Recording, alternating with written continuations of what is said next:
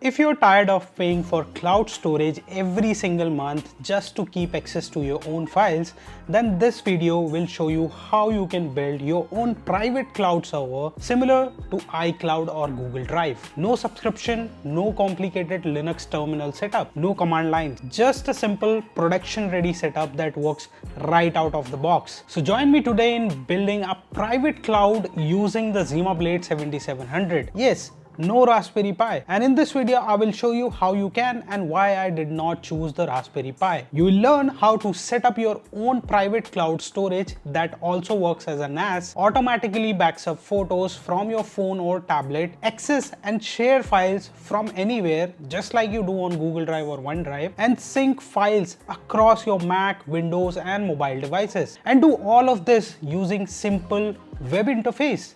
Again, no command lines. In fact, you can set this entire thing up from your phone. There's no necessity that you require a PC to set this up. And the whole process takes about 20 minutes. So let's get started and let me show you how you can build your own private cloud server. Now, I've built private cloud setups using Raspberry Pi before, and there are multiple videos. I just love Raspberry Pi. And yes, it works for your NAS setup or if you want to build a cloud storage, but it's very manual. You have to flash the OS, install the Docker, and if you're not installing Docker, you will have to install the services, configure Nextcloud, set up networking, and if something breaks, you are troubleshooting Linux. And that's great for learning. But if you're planning to store your important files, photos, documents, I personally would not deploy a Raspberry Pi as a production NAS or private cloud storage. For experiments, yes, absolutely.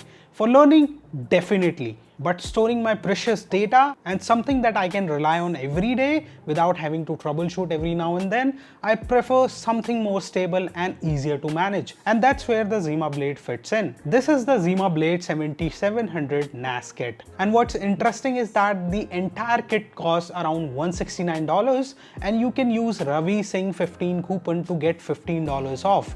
And that includes the board itself, 16 GB RAM, this is DDR3, dual SATA cables, hard drive tray, power supply, and mini display port to HDMI adapter. Now, if you try building a similar Raspberry Pi setup, you will need a Pi, NVMe hat, storage, that to SSD, cooling, case, power supply, and the SD card, and the cost quickly adds up. But even then, you still don't get the native SATA ports. The ZimaBlade has two SATA ports, each supporting hard drives up to 18 terabytes. That's 36 terabytes of potential storage, which means you can use large, affordable hard drives instead of going for expensive NVMe SSDs.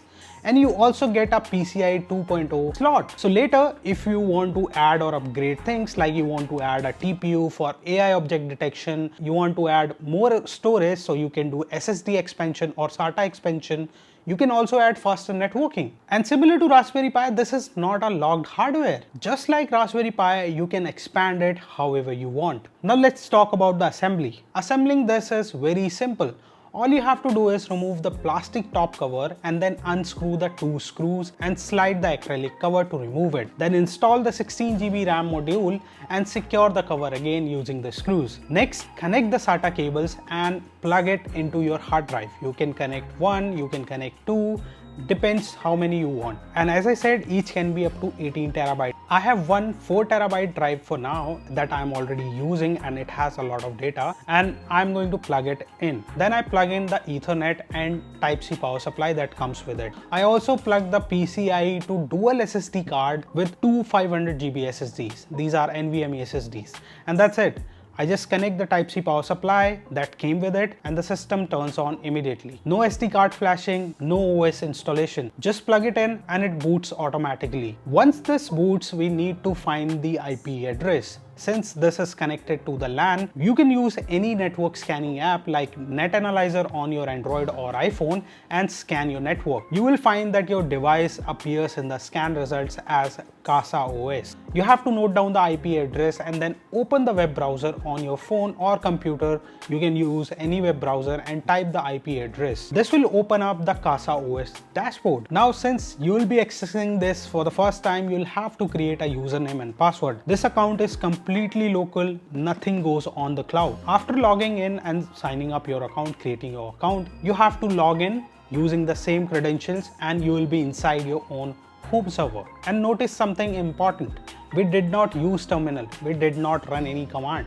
Everything is UI based till here. And now it's time to add our storage. For that, we open the storage manager and under the drive tab, you will see all the connected drives. In my setup, I have a 4 TB hard drive which already have a lot of data, as I told you, and then there are two 500 GB SSDs. These does not have any valuable data. Some sample data is there, so that's total 5 TB of storage. Now, as I'm emphasizing, I have data on my hard drive. The CasaOS lets you mount it safely without formatting. So to mount my 4 TB hard drive which already have a lot of data, I simply select it and then click on create to safely mount it, and it will mount all the existing partitions.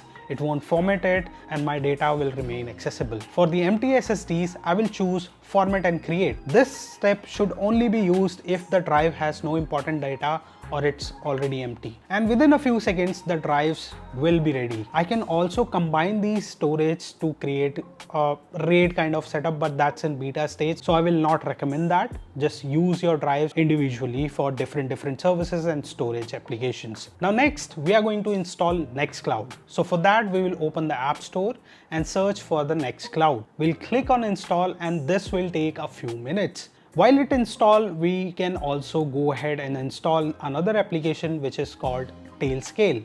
So both can be installed in the background. You just have to click on this button and it will install in the background. Now, while these are installing and these will take some time, we go back to the file manager and choose the drive which we want to use for our cloud storage or as a NAS storage. We simply create a folder and mark it shared, and I will call my folder Nextcloud Backup for this tutorial. Make sure again to enable the shared option. This will allow you to access your drives locally over Samba or SMB. And next, we are going to configure the Nextcloud. Now let's go back to the dashboard and see if Nextcloud is installed.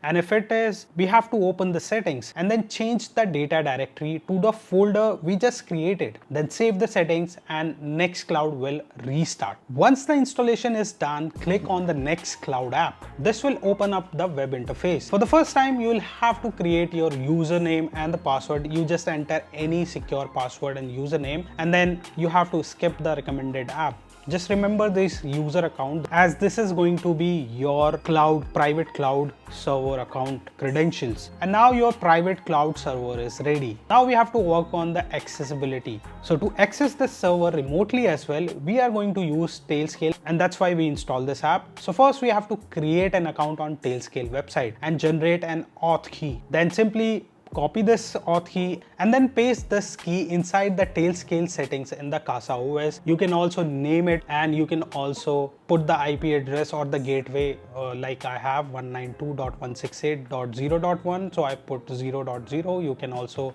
depending what gateway is, you can put that. And after that, if you go back to the Tailscale and then under the machines, you will see that your ZimaNAS, like we named it ZimaNAS, it is visible there, which means our app is successfully connected and is running successfully. So at this stage, our server is securely connected to the private network. Now next, we are going to install Nextcloud client on our phone and on desktop client or Mac or Windows. I have Mac and iPhone, so I have installed Nextcloud on those devices. You can install it on Windows or Android depending what device you use. It is available for all the platforms. Now in the settings, we can enable automatic photo uploads just like you do in Google Drive or iCloud. You enable for iCloud, and now from now onwards, every photo that you take will be automatically backed up to your private cloud. You don't have to do anything. Now right now everything works perfectly inside the local network, but we also want it to behave like a real cloud service accessible from anywhere in the world.